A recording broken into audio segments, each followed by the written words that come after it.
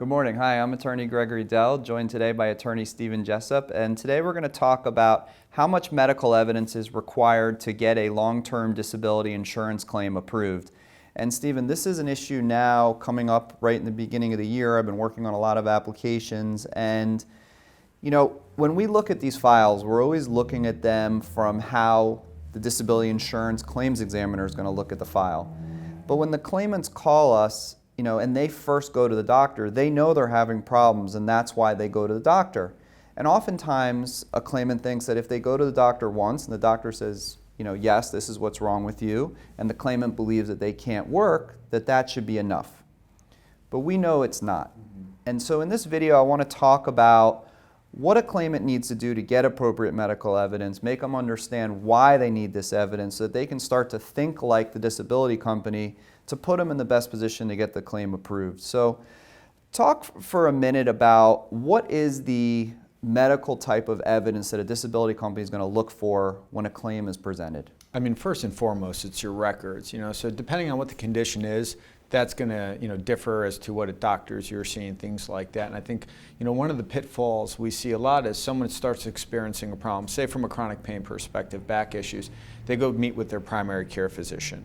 And that primary care may say, listen, you need a referral out or refer you to a specialist to take a look, whatever the case may be. And sometimes you'll see that people will file for disability prior to getting to the specialist. They don't really have any type of diagnosis hashed out. So medical records and a series of it. If it's a chronic condition, it's going to be something where realistically the insurance company is going to want to see quite a bit of treatment, going to the doctors, trying like you say, if back problems, if whether or not there's physical therapy prescribed, injections, medication, whatever the case may be, they want to see that you've explored all these different options. And then also they see it as the more medical information you have, the more times you've been to the doctor, then the more seriously I think that they take, your complaints that you may have. So the medical records are going to be, the key to anything in any one of these claims.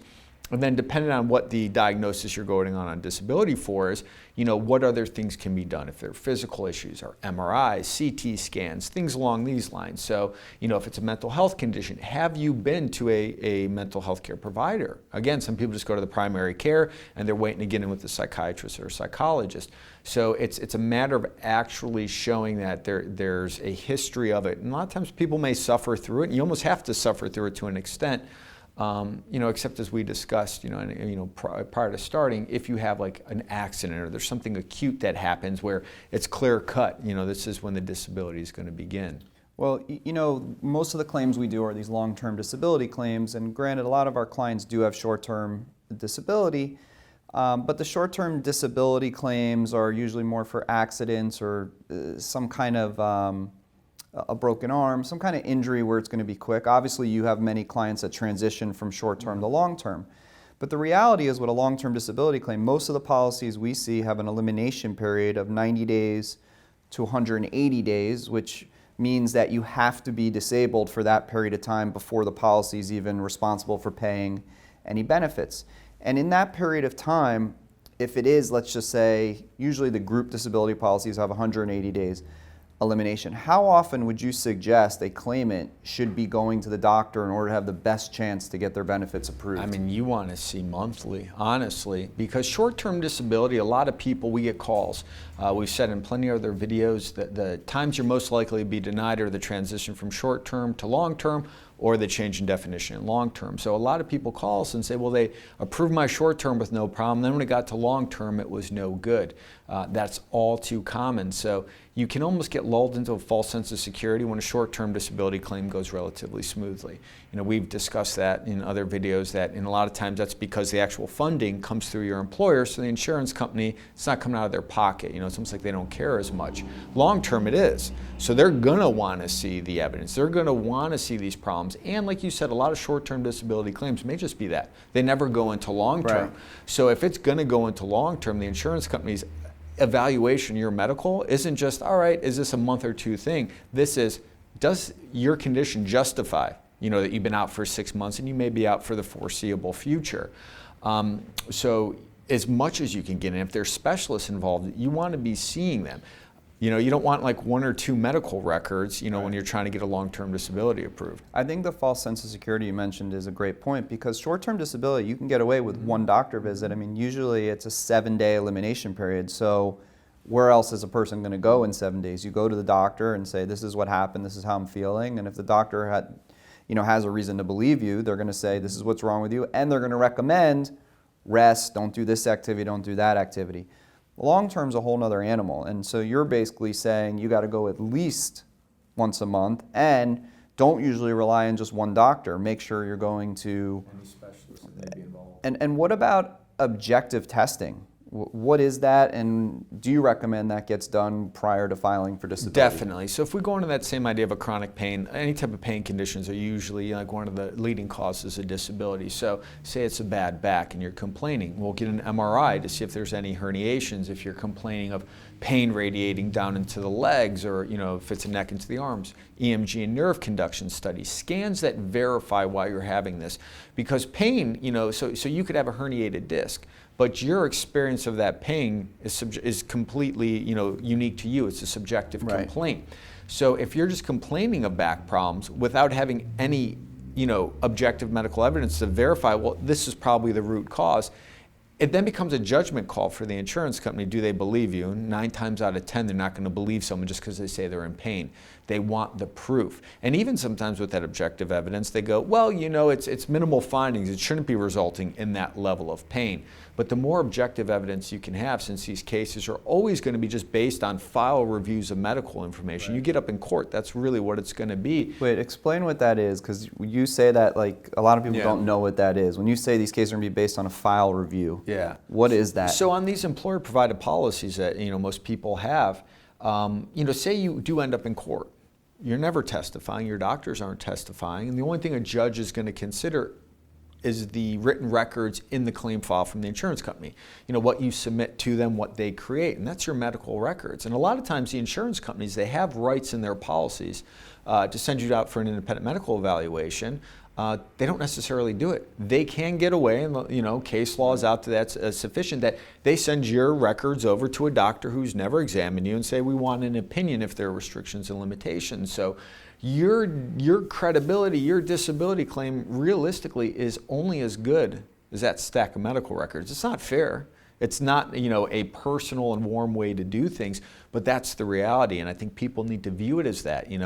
There is a certain level of gamesmanship in knowing what needs to be there in order. Like with Google and how easy it is to find out about everything. If you are diagnosed with something, do some research on it. Like what type of tests to verify, and then that way you can have more educated conversations even with your doctor about steering the course of treatment, and maybe we should try this and try that. So you really need to build up a large body of written documentation to support the issue.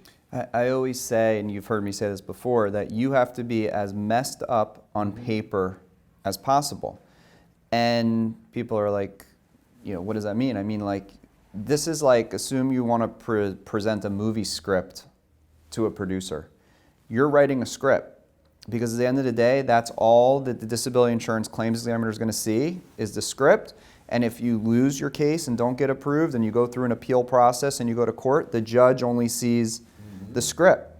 If it's not in the script, it doesn't exist. And so it's hard to go back in time and talk about all of the days that you were in pain and all the suffering that you were having. And now by the time it gets to a judge and the judge is looking over a period of 1 year or 18 months, and there's 3 doctor's visits, the judge doesn't have a lot to sink his or her teeth into. And there's just, you got to have a lot of evidence. So you have to go overboard on maybe seeing more doctors than you ordinarily see. Maybe go for a surgical consultation. Now, another thing is, if the doctor recommends particular testing, do you recommend that the claimant goes for that testing? I would say yes. Yeah. I mean, unless, say they recommend surgical intervention. Right. You're not under duty to undergo surgery. Okay. But to get to that point, you've undergone the testing for a doctor to suggest that. So, if you got your health insurance, because remember, if you're, go out on disability, at some point your employer may be able to, after FMLA and things like that, sever your employment, which can affect your health insurance. So while you have the health insurance, definitely go get the testing, to make sure. That way you can rule things out. And not too many people that I've ever come across in doing this, I mean, I can probably count on maybe one hand in 12 years, really want to be on disability, think that this is it, they'd rather be working. These policies, are paying them maybe 60% of what they used to make. They're constantly being harassed by insurance companies. They're relying on an insurance company for their financial well-being. So if you can go ahead and get that testing initially and those things done, and it may steer a course of treatment that provides you with something that allows you to continue working, I think it's in your best interest to go through all those avenues. And then, we have the clients too, where going on disability is a tough, psychologically speaking, like I'm not able to work anymore, I'm dealing with these things. So I say give yourself the best chance not only to win the case, but maybe even before you got to think the long-term game of that, like treatment that may be able to help you to keep you from even having to go. And then the other thing, the theme of this video was how much medical evidence is enough to get approved for disability benefits, but more than 70% of claimants go to the doctors and they get these objective tests, MRIs, the x-rays, the diagnostic studies, and they come back with very minimal or no findings. And that doesn't mean that the person has nothing wrong with them, because the doctors will tell you 70% of the people who walk in the door, we don't know the exact diagnosis, but we don't treat a chart, we treat the patient. However, disability insurance companies evaluate the chart, not the patient. And that's the dynamic of why you see 30% of claims getting approved and maybe 70% getting denied, because the insurance companies take advantage of this situation and they only look at the chart, whereas the doctors are looking at the patient. So that's the struggle in these claims, and that's why you have to, in my opinion, do every single thing you can that your doctor recommends, from seeing different doctors to testing to everything, to say, look, I did everything. Even though you may not be seeing the findings that you're trained to look for, it doesn't mean that I don't have the medical condition that I have that's preventing me from working. So that's why claimants need to understand how important this medical stuff is. So, we work with the claimants all over the country.